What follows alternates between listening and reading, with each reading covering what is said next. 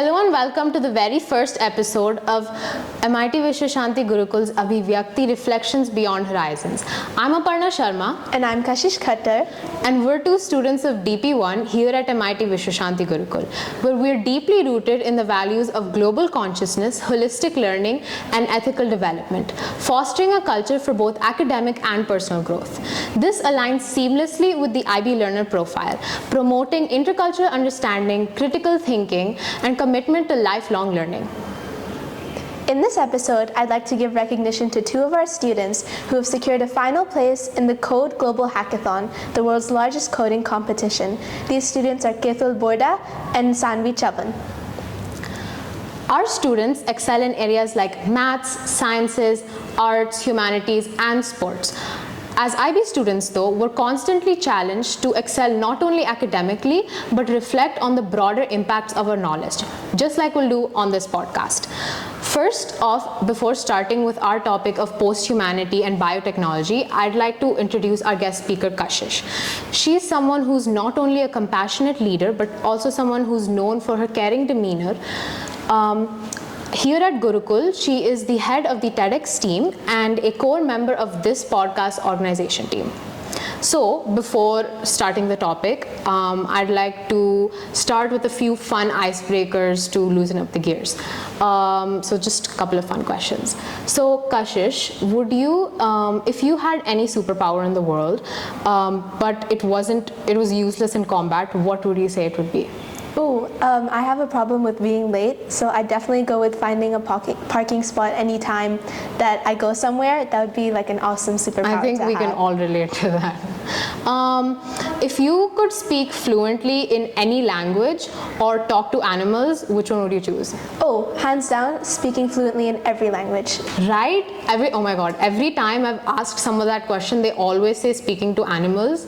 I feel like speaking in every language fluently would also be like much more practical. For sure. If you were to have dinner with any historical figure, who would it be and why? I definitely go with the freedom fighter, Rani Lakshmibai. I feel like she was an amazing inspiration to all of us, and she'd have such beautiful insights into what the world was like in the past. And what would you order? I think that's an equally important question. Although I did say an Indian freedom fighter, I'd definitely go with Italian food. Okay. What is a weird food combo that you would never admit to on a podcast? I mean, it's too late for that, but I do enjoy chili and chocolate together. Chili and chocolates? I do. Okay, I'm judging you. Okay, so today's topic is going to be about biotechnology and its implications when considering the ideas of human evolution and post-humanity. So before starting on this topic, tell us a little bit about what post-humanity is and certain examples that we can see of it arising today. Sure. So post-humanity is this theory of human evolution which states how we will progress with technology being integrated into our bodies and what kind of species we would become in the future. So post-humanity follows the reasoning that we would integrate technology into our bodies to enhance our human bodily features. And then we would transcend our current abilities as a human species, and I believe that there's potential for us to become multiplanetary species.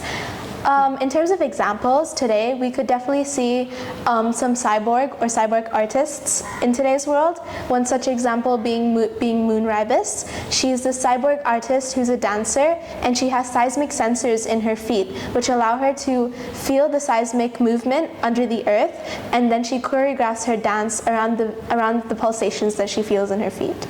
Okay, so I've just heard you say a lot of really interesting things that I want to dissect. But before we do that, I think our audience and just the general public has a very different idea of when we hear the words post-humanity. So how do you, and I think a big part of that is because of the media and the way it portrays post-humanity. So what role do you think media plays into the idea that most of us have for it? And what are some things that you would like to debunk? debunk about this theory? I definitely say media has given the theory of post-humanity extremely negative connotations, and we see that through science fantasy movies or even blogs where we'd see beings like Transformers or the Like Terminator. E.T., the alien? Yeah. That's definitely an example. So post-humanity has been assigned negative connotations, and I'd like to say that's not the case. The whole kind of concept behind post-humanity is to enhance our current bodily features, our human features. So a lot of people have this misconception that we will become completely robotic, and I'd like to say that's completely not the case. We will retain our human features, they would just be more enhanced.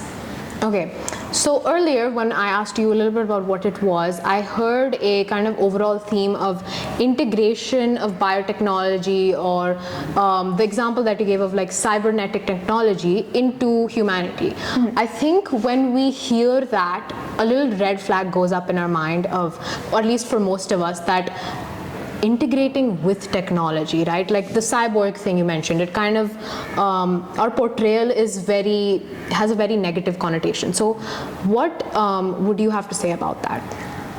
There's definitely, I'd say, a lot of stigma around technology as a whole and it replacing certain aspects of our lives. And I'd like to once again restate the fact that it is to kind of help us enhance our current abilities and transcend our current limitations. So a lot of people sort of struggle with brain disorders or paralysis, and I believe that the current technology that we're developing can definitely help with that and help us to become a better society as a whole. I think right now, as you're saying, this is something that's arising. So this is something that's in the works, that is underway right now. What would you say is the plausibility of this actually happening in reality? As with any future theory, we can never know for certain what's going to happen. However, I think it's completely plausible that this is a possibility for us as a species, especially as we're seeing the integration of more and more advanced technologies into today's world. Okay. I think we're kind of on the topic of the technology and its development. So what would you say are the ethical implications of this, and how should we be careful? I mean, ethical issues definitely arise when you're addressing something related to the human body, especially when it comes to testing. So an example of that would be Neuralink, which is an initiative done by Elon Musk, where he's developing something called a brain-computer interface, or a BCI. They recently had a testing on a human patient where he underwent a surgery where he got the BCI implanted into his brain. Now, ethical issues definitely come into the fact where the consequences of having a BCI could be negative. That's not for certain, but there's a high possibility. So there's definitely more research that needs to be done into that, and ethical consequences definitely need to be taken into consideration by the participant and the company. Okay, so as we had earlier mentioned, we all have a very different perception of what this is. So what are some maybe movies or books that you would recommend for our audience to check out that would give them better insight on this topic? So I definitely go with Yuval Noah Harari and his books Homo Deus and Sapiens. They have some incredible insights on both past evolution and future evolution, so definitely check those out. Okay. What parallels would you draw between the sort of philosophies and ideas of human evolution that we already have seen, and the different patterns in human evolution that we've noticed, and the theory of post-humanity and what it proposes? Well, definitely we see that a lot of people in the past would have this idea of, oh my gosh, we're going to have flying cars in the future. I think we all still believe that it's going to happen at some point. I mean, it is starting to happen. Yes, it is, yeah. So post-humanity, I feel like it should be approached with that same excitement. In past human evolution, we've seen us adapt to our surroundings and become more and more enhanced as a species, and that's definitely what's going to happen with post-humanity. We will just be aided by technology. Okay. Thank you so much, Kashish, for joining with us today. We love to hear your fresh insights. Thank you so much for having me. And thank you to the audience as well for being patient listeners with us. Stay curious and stay tuned for more to come.